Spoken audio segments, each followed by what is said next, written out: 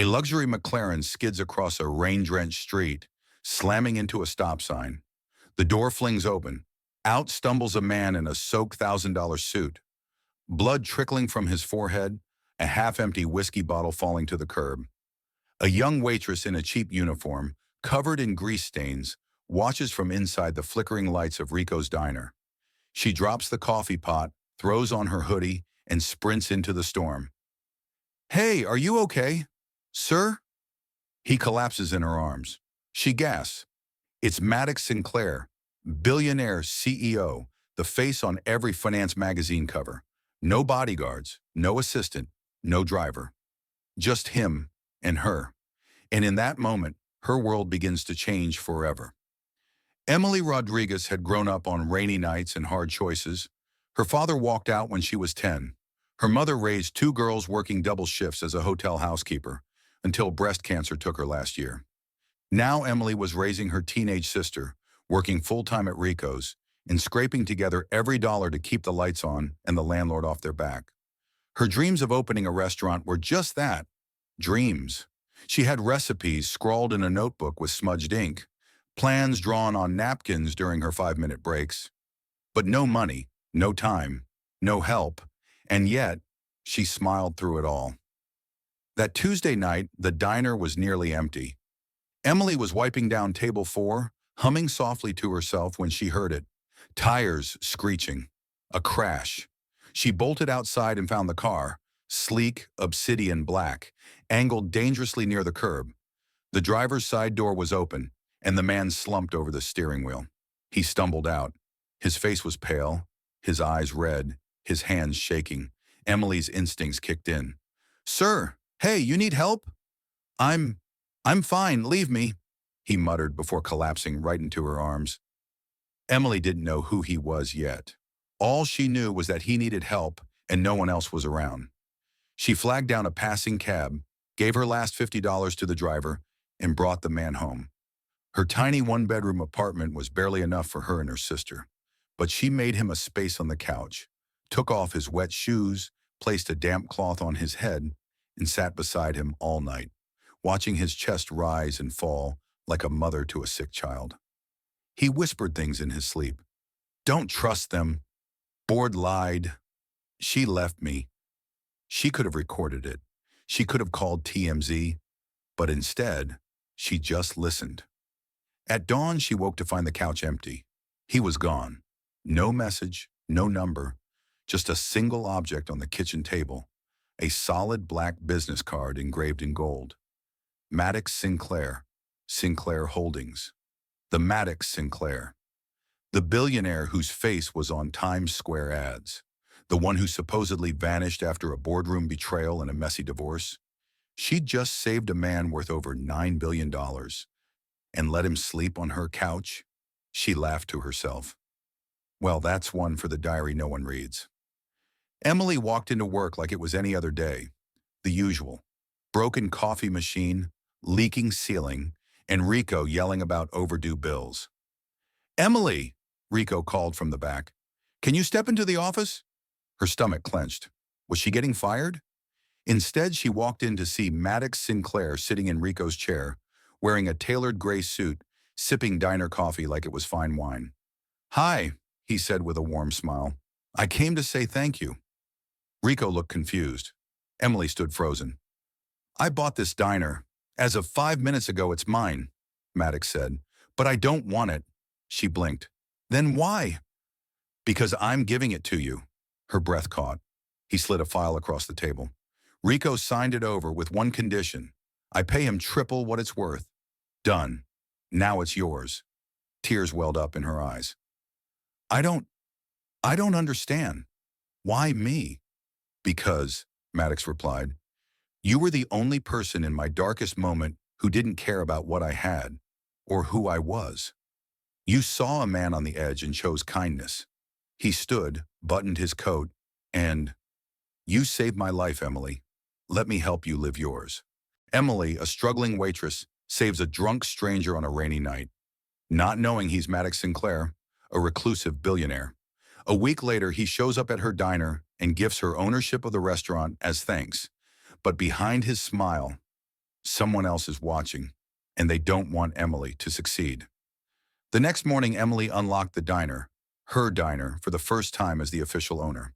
She held the keys in her shaking hands, heart thumping with nervous joy. She looked around.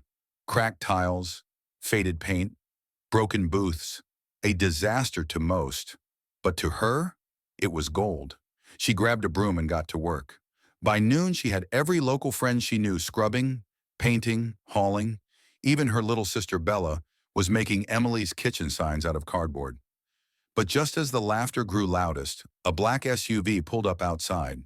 A sharp woman in red heels stepped out, holding a clipboard like a weapon. Her name was Vanessa Rayner, regional manager for Sinclair Hospitality, Maddox's investment division. She walked straight in, heels echoing like gunshots, and said, "There's been a mistake. Maddox had no authority to gift you this diner." Emily froze. "What do you mean? He bought it from Rico." Vanessa cut her off. "I don't care what deal he made. The board didn't approve any transfer of ownership. This place is part of our holdings." She slammed a cease and desist letter on the counter. "You have 48 hours to vacate." Emily panicked. She called Maddox again and again. No answer. Texted, nothing. It was like he vanished. Her friends told her to lawyer up. She didn't have money for a lawyer. Bella asked, "Did he lie to you?" Emily didn't know what to think. Was it all a game to him? Was she just a feel-good story for a billionaire board of his private jets? But that night, as Emily sat on the diner floor, defeated, there was a knock at the glass. He looked tired, rumpled, but determined. She opened the door, eyes burning. "Where have you been? They're kicking me out. They said this wasn't legal." Maddox stepped forward. "I know, and I'm fixing it." Emily crossed her arms. "Why didn't you answer my calls?" He looked away. "Because I didn't want to lie to you. The truth is, I stepped down as CEO a month ago. I'm still on the board, but I don't own majority shares anymore." She felt like the floor dropped. "Then you couldn't give me the diner." "I could," he said quietly, "and I still can. But I need you to trust me, Emily." He reached into his coat and handed her a document, his personal check, for $2 million. "Buy it from Sinclair Holdings yourself. You'll be the legal owner, no questions asked." Emily stared at it. "Why would you do this?" Maddox looked at her with a haunted expression. "Because I failed someone before, someone who trusted me, and I promised myself, if I ever had the chance to make it right with someone new, I wouldn't run from it." But Vanessa wasn't done. Back at Sinclair Holdings HQ, she entered a glass-walled boardroom and said, "She's becoming a problem. If Maddox keeps pulling stunts like this, the press will eat him alive. We need dirt on the girl, something, anything, we can use to bring her down." A man in a dark suit leaned back and smiled coldly. "Don't worry, everyone's got a past. Let's find hers." The next day, Emily returned to Rico's with the check and a fire in her heart.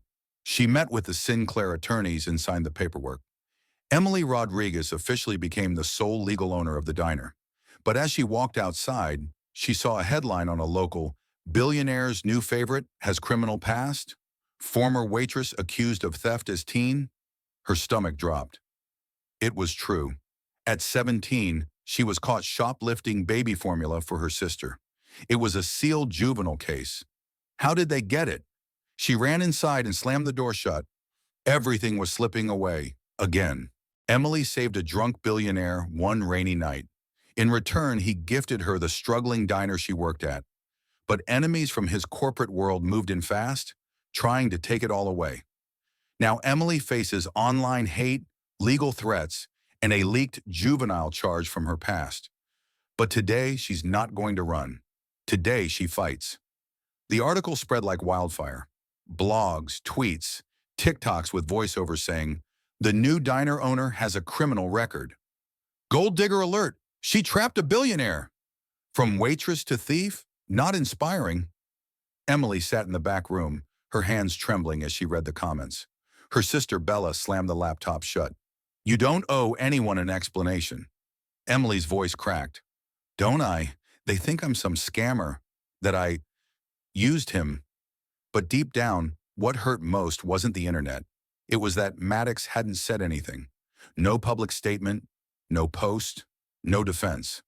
2 days later, a Sinclair PR rep came to the diner with a film crew. "We're shooting a statement piece about Maddox's community investments," the woman explained. Emily was stunned. "He's not even here. And this isn't an investment. It's my life." Then she saw them. Vanessa, in full makeup, and Maddox stepping out of a sleek black car. Finally. He looked right at Emily, but something was different. He was tense, guarded. She walked up to him in private and said, "They leaked my past. They're tearing me apart." Maddox looked away. "I tried to stop them." She stared at him. "You didn't try hard enough." Mid-shoot, the PR team tried to direct Emily like a prop. "Can you say something like, 'Thanks to Sinclair Holdings, I have a future'?" She looked at the camera, then looked at the crowd outside. Locals, customers, people who had eaten her food and laughed at her corny jokes. She took a deep breath and tore the mic off. "You want a story?" she said. "Here's the truth." The cameras kept rolling. "I did steal once," she said, "at Sednakte Formuli, for my baby sister. No one was around to help us. I was just a kid trying to survive." She turned to Vanessa. "You can smear me all you want, but I built this diner with my bare hands. I scrubbed these floors. I made these meals. I earned every inch of this place." She looked at Maddox. "And you? I didn't help you because you're rich. I helped you because you were alone. Because I know what broken looks like." She faced the crowd again. "If that makes me a criminal, fine. But don't you dare call me weak." Silence. Then applause. Real, raw applause from the people who mattered. The video went viral. Millions watched. "The waitress who fought back." Hashtags exploded. Talk shows called. Donations poured in to help Emily renovate the diner. But the biggest shift? He publicly resigned from Sinclair Holdings. "If a company that bears my name attacks a woman who saved my life, then I want no part of it." He showed up the next morning, not in a suit, but in jeans and a cap. "I'm not here to save you," he told Emily. "I'm here to work for you if you'll have me." She gave him a mop. "Start with the floor." Emily's kitchen had lines out the door. She'd expanded to 2 locations, hired single moms, former convicts, young dreamers, people who just needed a second chance. She didn't forget where she came from. And Maddox? He never took over, never proposed business deals, but he never left her side either. One slow Tuesday night, he said gently, "You know, I was the one saved that night, not you." Emily smiled, wiped her hands on her apron and said, "Funny. I think we saved each other."